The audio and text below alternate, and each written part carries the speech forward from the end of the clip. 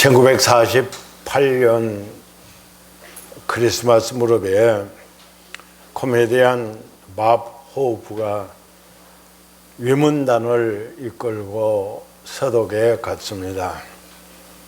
전쟁은 끝났지만 분단된 동서독의 장벽이 너무나도 높게 억누르고 있습니다. 이제 위문단은 무대를 그 장벽 곁에다가 설치하고 위문 공연을 계속하고 있습니다. 순서에 따라서 작곡가 어빈 벌린이 나와서 노래를 부를 차례입니다. 이 사람은 저보다는 낫겠지만은 그래도 너무나도 목소리가 나빠가지고 별명이 숫고양이에요. 그래, 탐캣, 숫고양이라는 별명을 가질 정도로 목청이 너무 나빠요. 그런데 작곡은 잘해서 하기 때문에 이 사람이 지금 나와서 노래를 부를 차례입니다. 제가 이 노래를 꼭 우리 성도들에게 들려주고 싶어가지고 우리 성도들 가운데 누구에게 시키느냐 하고 생각을 해봤는데 숫고양이가 하나도 없었습니다. 그래서 시키지를 못하고 부탁을 못하고 그만뒀는데 사실은 저 머릿속에 강문구 집사가 떠올랐는데 숫고양이가 아니더라고.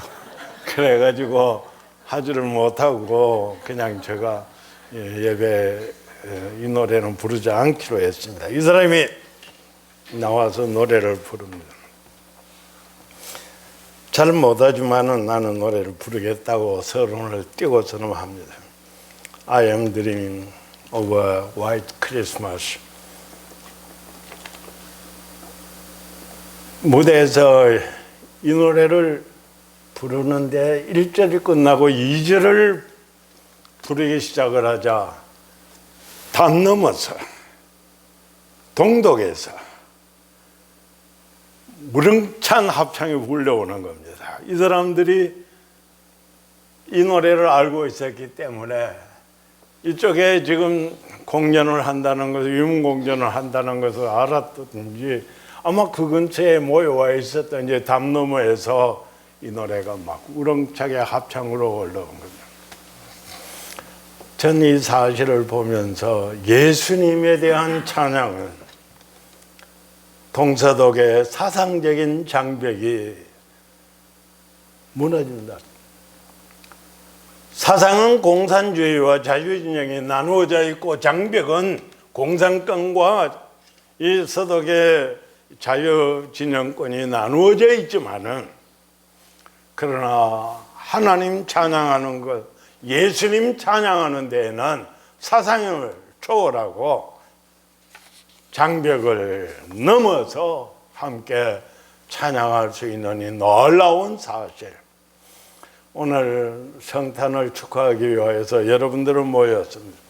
앞으로 몇 주간 동안에 걸쳐서 이 성탄에 대한 사실을 우리가 묵상하려고 합니다. 예수님이 탄생하실 것이라고 하는 이 사실을 천사의 예고를 통하여서 들은 마리아는 하나님 앞에 찬양합니다. 이것이 그 유명한 이 마리아의 찬가. 마리아가 이 찬양하기 전에 먼저 천사 가브리엘이 마리아를 찾아왔습니다. 그리고 마리아에게 이야기를 해줍니다.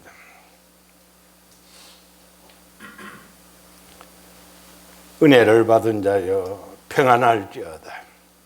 주께서 너와 함께 하시도다.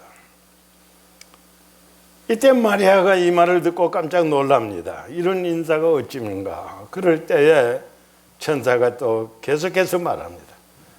마리아여 무서워하지 말라. 네가 하나님께 은혜를 입었느니라.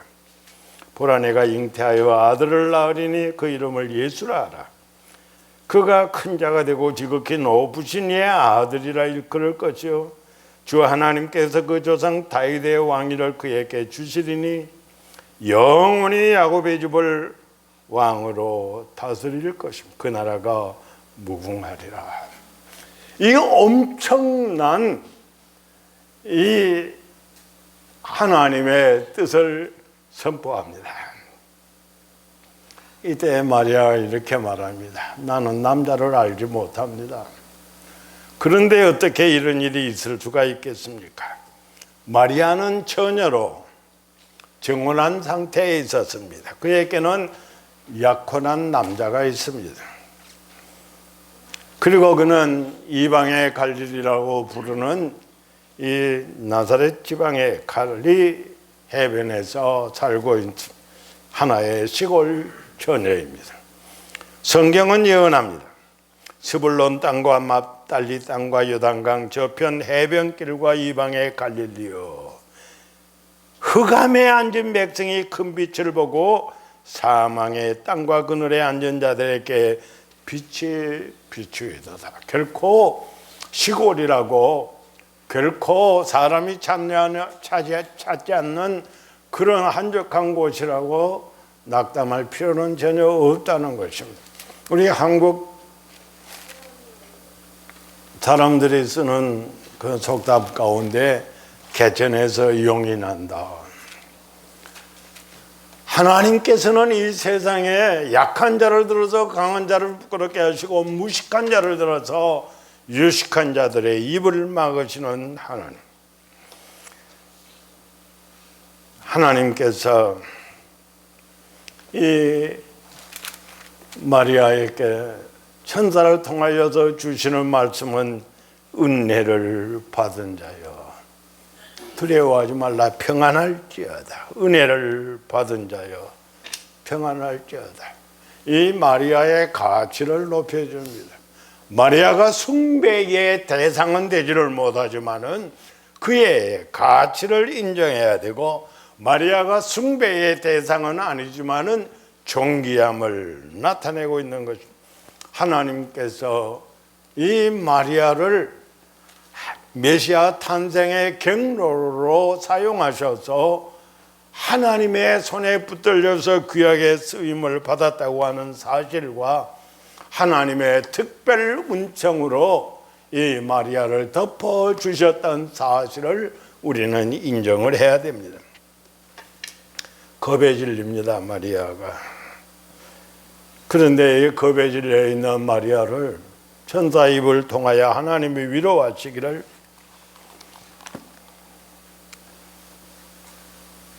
내가 하나님께 은혜를 입었느니라.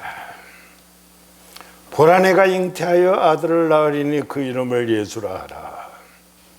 그가 큰 자가 되고 지극히 높으신 이의 아들이라 일컬어질 것이요 주 하나님께서 그 조상 다윗의 왕위를 그에게 주리. 영원히 야곱의 집을 왕으로 다스릴 것입니다. 그 나라가 무궁하리라. 이 엄청난 위로의 말을 듣게 됩니다. 우리는 종종 신앙생활을 하면서 너무나도 답답해서 예수님 때문에 내가 죽네 하는 그런 탄식을 할 때도 없지 않을 수 있습니다. 저는 목회사역을 하면서 교회의 일꾼들 가운데에서 너무 힘드니까 너무 괴로우니까 이런 탄식을 하는 사람들을 흔히들 보았습니다. 이런 마리아의 고통을 하나님께서 위로해 주신 것입니다. 마리아가 말합니다. 그래도 아직도 마리아는 하나님 앞에 자기 자신을 내놓아야 될 필요가 있었습니다. 그래서 말하기를 나는 남자를 알지 못합니다. 그런데 어찌 일이 있을 수 있겠습니까? 34절에 나는 남자를 알지 못하니 어찌 이 일이 있으리까? 여기에 안다고 하는 히브리어는 야다라고 하는 글자가 쓰여졌는데 이성 간에 쓰여질 때에는 성관계가 있는 것을 의미합니다. 그렇기 때문에 마리아가 내가 남자를 알지 못한다고 하는 이 말은 비록 자기는 약혼한 처녀이지만 아직도 약혼자나 그 어떤 남자와 더불어서도 아무런 성적인 관계가 없는 그런 동정을 잃어버리지 아니한 처녀라고 하는 사실을 이야기하고 있는 것입니다. 이것은 마리아가 당연히 할 말이고 또 마리아와 같은 처지에 있는 처녀라면은 당연히 할 말입니다. 그때 천사가 또 대답합니다. 성령이 내게 임하시고 지극히 높으신 이의 능력이 너를 덮으시리니 이름으로 나실 바 거룩한 이는 하나님의 아들이라고 일컬을 것이다.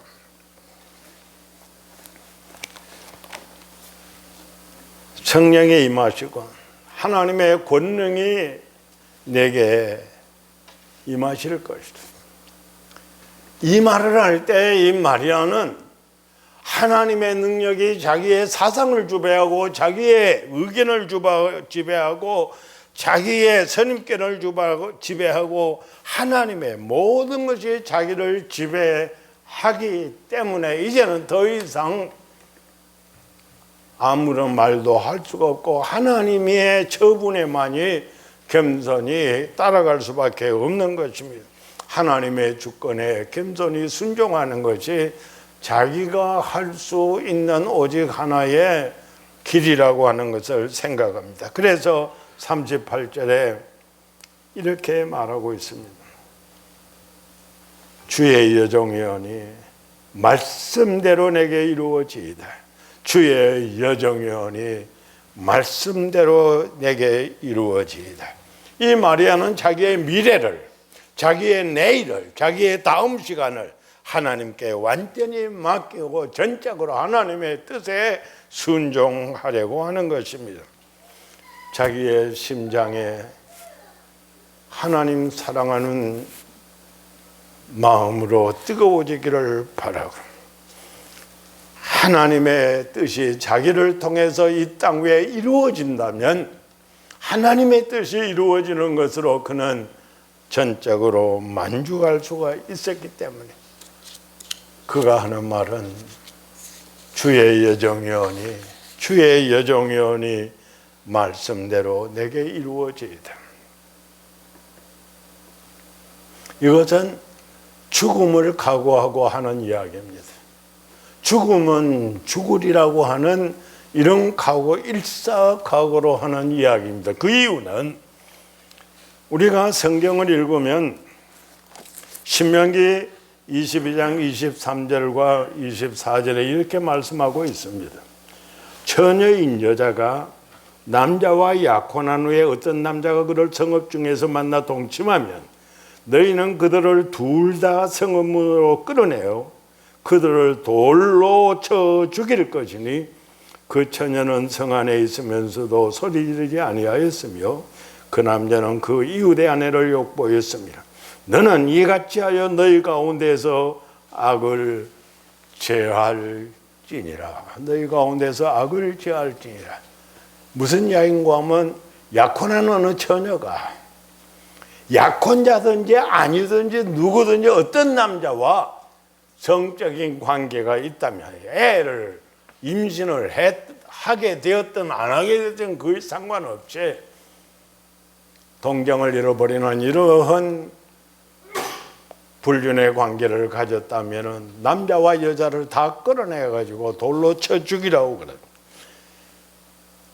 마리아가 이 말을 모르겠습니까? 들어서 알겠죠. 이런 죽음이 걸린 심각한 문제입니다. 자기의 생명에 걸려있는 심각한 문제입니다. 그런데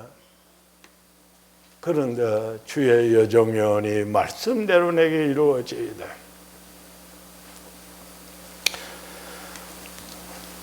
이 용기가 어디서 나옵니까? 이는 하나님의 주권을 전적으로 믿는, 하나님의 주권에 전적으로 순종하는 그 자세로서만이 이렇게 말할 수가 있는 것입니다. 오늘 살아가고 있는 여러분과 제가 하나님 앞에 신앙생활을 바로 한다는 것이 무엇입니까? 하나님의 말씀은 어떻게 됐든 나는 나대로 산다. 이런 자세라면 정상적인 신앙생활을 할 수가 없는 것입니다. 저는 이번 주간에 어떤 교회의 성도와 만나서 잠깐 이야기하는 가운데 자기가 요즘 계시록을 읽는 가운데서 놀라운 은혜를 체험했다고 그러면서 계시록 2장과 3장에 연속 나오는 것은 성령이 교회들에게 하시는 말씀을 귀 있는 자는 들을지어다. 들을 귀 있는 자는 들을지어다. 마이동풍이라는 말이 있습니다. 소기의 경일기라는 말이 있습니다. 우리 하나님의 사람들은 그렇게 할 수 없습니다. 예수 믿는 사람들은 그렇게 할 수 없습니다. 성경은 성경대로, 내 생활은 내 생활대로 이렇게 살아갈 수는 없다는 것입니다. 하나님의 말씀하셨으면은 그 하나님의 말씀 앞에 말씀대로 이루어지기를 바랍니다. 주의 여정연이 말씀대로 내게 이루어지이다. 이 자세가 신앙의 자세입니다.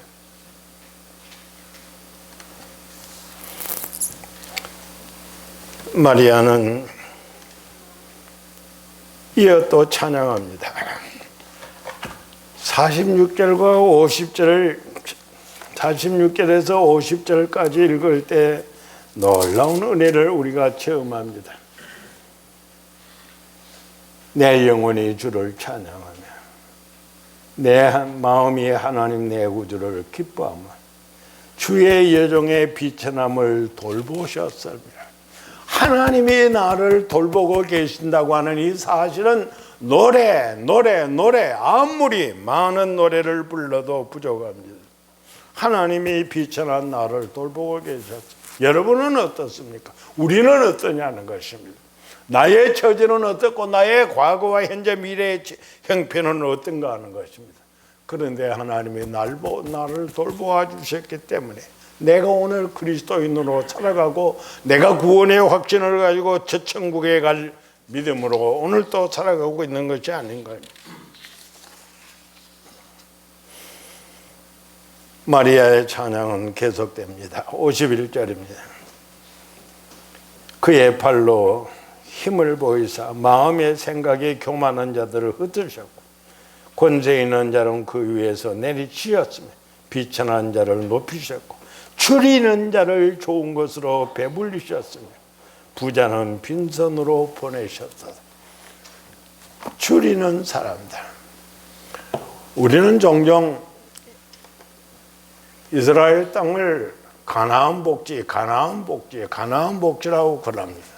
그러나 자연 환경 속에서 그것은 복지가 아닙니다. 풀포기가 제대로 없어가지고 지금도 가보면 들판에 있는 양들이 아카시아 나무의 껍질을 벗겨 먹을 정도의 고통스러운 환경입니다. 하늘에서 비가 내리지 아니하면 먼지만 벅적거리는 것입니다. 파종을 해도 씨가 나지 아니하는 것이야. 하늘에서 비가 내리지 아니하는 한 메말라서 견디지 못하고 오직 이스라엘의 젖줄이라고 하는 저 갈릴리 바다에서 파이프를 연결해서 플라스틱 파이프로 전국에 지금 물을 보내고 있습니다. 그만큼 삭막한 지역입니다. 그렇기 때문에 자연히 그들은 굶주릴 수밖에 없습니다. 오직 하나 복지라고 하는 것은 하늘에서 비가 내리면 하늘에서 이슬이 내리면은 저 레바논 산정에 눈이 녹아내리면은 그들은 농사할 수 있고 수확할 수 있기 때문에 하나님만 바라고 사는 나라라고 해서 복지라 그렇게 말하는 것입니다. 그렇기 때문에 자연히 이런 환경 속에서 사는 사람들은 배고픕니다. 배가 고픕니다. 그렇기 때문에 마리아의 노래 가운데 이 줄이는 사람들, 배고픈 사람들, 이 배고픈 사람들 줄이는 자를 좋은 것으로 배불리셨다. 참으로 예수님을 메시아를 가지게 된다는 소식을 들을 때 그는 노래하기를 분명코 이분이 세상에 태어나면 배고픈 사람들을 줄이는 사람들을 배부르게 할 수 있을 것이라는 찬양을 합니다. 세상에 이런저런 고통도 심하지만은 배고픈 고통이 보통 고통이 아닙니다. 그렇기 때문에 우리는 지금 젊은이들이 다 듣지도 못하고 체험도 못하는 보릿고개를 우리 나이 많은 분들은 한국에서 경험하면서 살았습니다. 3월, 4월, 5월 달이 되어지면 너무너무 배가 고팠었습니다. 도시락은 감히 생각도 못합니다. 언제나 학교에 가서 수도꼭지에 매달려서 배를 채워야 되는 것이 우리들의 모습이었었습니다. 이런 보릿고개, 얼마나 힘든 배고픔입니까? 이 배고픈 고통을 해결해 줄 수 있는 분이 오신다고 하는 그것을 마리아는 노래하고 있습니다. 줄이는 자는 좋은 것으로 배불려 주신다. 하나님의 뜻은 무엇입니까? 신명기 14장 29절에 너희 중에 분깃이나 기업이 없는 레위인과 내 성중에 거류하는 객과 및 고아와 과부들이 와서 먹고 배부르게 하라. 그리하면 내 하나님 여호와께서 내 손으로 하는 범사에 복을 주실 것이다. 고아, 과부, 나그네들, 배고픈 사람들이 있느냐? 그들에게 먹을 것을, 배부르게 먹을 것을 대접하라. 그리하면 하나님이 내게 갚아주실, 내게 복을 주실 것이다.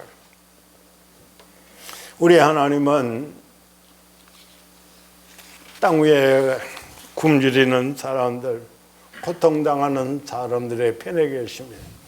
그래서 예수님이 탄생하셔서 얼마나 굶주리는 사람들 돌보셨습니까? 종일 예수님 말씀 듣던 사람들, 석양의 제자들이 이 사람들 다 돌려보내서 각자가 먹을 것을 해결하도록 하십시다 하고 예수님께 제안할 때 예수님이 보낼 것 없다. 너희가 먹을 것을 주라. 보낼 것이 없다. 너희가 먹을 것을 주라. 너희가 먹을 걸 주라고 그러십니다. 왜? 우리에게는 이 사람들을 먹일 만한 것이 없습니다. 300데나리온의 떡을 사도 이들에게는 부족할 것입니다. 너희들에게 몇 개나 떡이 몇 개나 있느냐? 예, 보리떡 5덩이와 물고기, 작은 물고기 2마리가 있습니다. 가져오느라. 이것을 축사하시고 예수님께서 제자들에게 나누어 주라고 명령하시니 그 자리에서 5,000명이 먹고 12강주리를 거둡니다. 때로는 떡 7개로 4,000명이 먹고 또 남는 것을 거두어 드립니다. 예수님께서 갈 것 없다. 이들이 돌아가다가 기진해서 배고파서 쓰러지면 어떡하느냐? 먹을 것을 주어라. 하나님의 사랑은 바로 그런 것입니다. 우리 하나님께서는 우리들의 육체도 우리들의 심령도 아울러 돌보아 주시기를 기뻐하십니다. 그런데 오늘 이 땅 위에는 교회도 사회도 국가도 양극화 현상이 벌어지고 있습니다. 수백억의 비자금을 쌓아둔 목사가 지하 단칸방에서 습기나는 곳에서 개척교회를 하다가 병난 목사를 향하여서 너는 은혜 받지 못해서 그렇다고 비난할 수 있습니까? 비난할 수 없는 것입니다. 겨울이 되어지니까 보일러는 있어도 기름값 때문에 난방을 하지 못하는 달동네에 노인네들을 향하여서 당신들은 복을 받지 못해서 고통당한다고 부자들이 그렇게 말할 수 있느냐는 겁니다. 하나님이 원하시는 것은 무엇이겠느냐는 겁니다. 하나님이 원하시는 것은 무엇이냐? 내 이웃의 고통을 외면하라는 것이 하나님의 뜻입니까? 내가 부를 축적하고 내가 호요가 휴직하고 내가 이렇게 번영을 누리고 사는 것은 내 탓이고 내가 잘나서 되어진 것이고 모두가 다 나를 위한 것이라고 착각을 하고 사는 것은 교만입니다. 오만입니다. 하나님의 뜻을 역행하고 있는 것입니다. 하나님은 나를 향하여서 이웃을 돌아보라고 그럽니다. 교회를 향하여서 이웃을 돌아보라고 그렇게 말씀을 하십니다. 우리 하나님의 백성들이 오늘날 취해야 될 자세가 이런 것입니다. 인간들의 부의 이면에는 그 그늘에는 굶주려 배고프고 차별받고 가난과 질병으로 신음하는 소외된 사람들이 얼마나 많은가 하는 것입니다. 오늘날 부유하게 사는 것이 나만을 위한 나에게만 주어져 있는 어떤 특권이라고 착각을 해서는 안 됩니다. 대한민국의 국민으로서 국민소득 GNP 3만 불을 오르내리고 이런 상황 속에서 너무나도 배부르게 사니까 주민등록증을 가위로 자르면서 나는 대한민국의 국민 된 것을 포기한다고 하는 이 정신 나간 젊은이들이 지금 서울 한복판에 있습니다. 우리는 그들이 정신 뺀 자가 아니고는 어떻게 그렇게 할 수 있게 있는가 이 말이에요. 지난해 선배들이 일구어 놓은 이 부의 축적을 가지고 나누어주는 삶이 필요한 것이다. 이것이 예수님 앞에 참된 우리가 찬양을 하는 성탄을 제대로 축하하고 찬양하는 우리 그리스도인들의 자세가 아니겠는가 이 말입니다. 가장의 생일은 자기 집안 식구들만의 기쁨이고 왕의 생일은 국가의 경축할 일일는지 모르지만 세계 만민이 다 축하할 일은 아닙니다. 그러나 예수님의 탄생은 온 세계 인류가 축하할 일입니다. 그런데 언제부터인지 청교도의 신앙으로 세워지는 미국 땅에 12월 달이 되면 크리스마스라는 말은 감추어지고 무슨 시즌 그리팅, 계절을 축하한다고는 말로 이 바꾸어놓는 이 나라의 앞날이 한심해서 그렇기 때문에 하나님이여 이 땅 고쳐 주시옵소서 하고 우리는 노래할 수밖에 없고 기도할 수밖에 없는 것입니다. 예수님의 탄생은 인류 역사를 갈라놓는 기점이었습니다. 주전과 주후를 갈라놓는 기점이었습니다. 분명코 예수님의 탄생으로 말미암아서 이 세상에 버려진 죄인들이 구원받는 세계로 나올 수 있게 된 것입니다. 이 모든 것은 선지자의 예언 속에서 된 일입니다. 여러분과 제가 세상에 태어날 것을 10년 전에 20년 전에 그 누구가 예언한 일이 있습니까? 많은 예수님은 적어도 600여 년 전에 선지자들의 입을 통하여서 이 땅에 오실 것을 예언했습니다. 벌써 저 거슬러 올라가 창세기 3장 15절에 여자의 후손으로 이 세상에 태어날 것을 예언하셨고 창세기 12장 3절에는 아브라함의 후손으로 이 세상에 태어나실 것을 약속을 하셨습니다. 민수기 24장 17절에는 야곱의 후손으로 한별로 세상에 예수님이 오실 것이 예언되어졌습니다. 유다서 창세기 49장 10절에는 유다의 후손으로 유다의 지파로 예수님이 세상에 오실 것, 심지어는 미가서 5장 2절에는 예수님이 베들레헴에서 탄생하실 것까지 예언이 되어졌습니다. 예수님은 이렇게 예언된 선지자들의 입을 통하여서 하나님이 예언하신 예언의 성취로 이 땅에 예수님이 오셨습니다. 이렇게 귀하신 분이십니다. 바로 오늘 여러분과 저를 위하여서 예수님은 오셨다는 것입니다. 예수님은 영원전부터 계신 분입니다. 예수님께서는 천지 만물이 창조되기 그 이전부터 예수님은 계셨습니다. 그러다가 죄인의 구주로서 이 땅 위에 오셨습니다. 마리아의 몸을 빌려서 말씀이 육신되어 이 땅 위에 오셨습니다. 예수님의 이름을 임마누엘이라고, 천사가 그렇게 불러주신 이 사실은 너무 놀라운 거예요. 임마누엘, 하나님이 우리와 함께 하시다는 거예요. 임마누엘, 하나님이 우리와 함께 하시다는 거예요. 세상 끝날까지 우리와 함께 하시는 그 이름, 그분이십니다.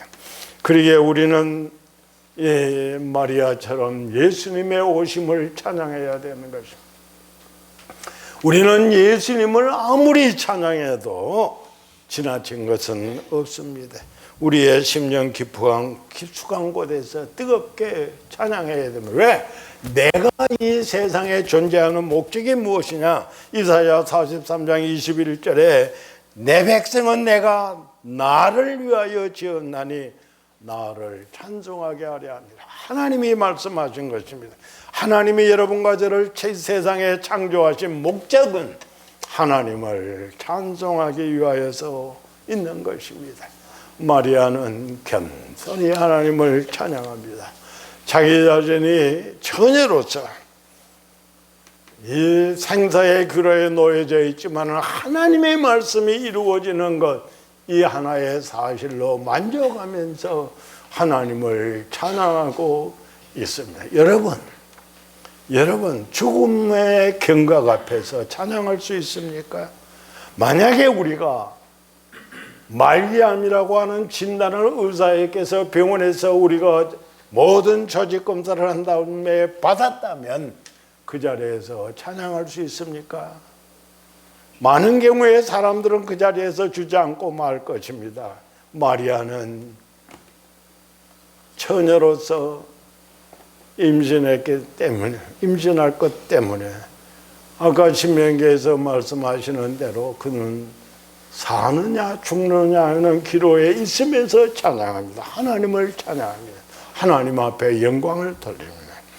여러분들의 한 생애가 하나님을 찬양하고 하나님을 영광롭게 하고 하나님을 기쁘시게 하면서 멋지게 살다가 하나님 앞에 가시기를 바랍니다. 우리가 하나님 앞에 찬양하는 이 사실은 내 신앙 고백이요, 신앙의 선포입니다. 하나님을 찬양하는 이것은 모든 사람들로 하여금 하나님의 은혜를 헤아리게 하는, 하나님의 은총을 계산하게 하는 놀라운 기회인 것입니다. 그렇기 때문에 우리는 하나님 앞에 영원토록 찬양할 것입니다. 기도하겠습니다.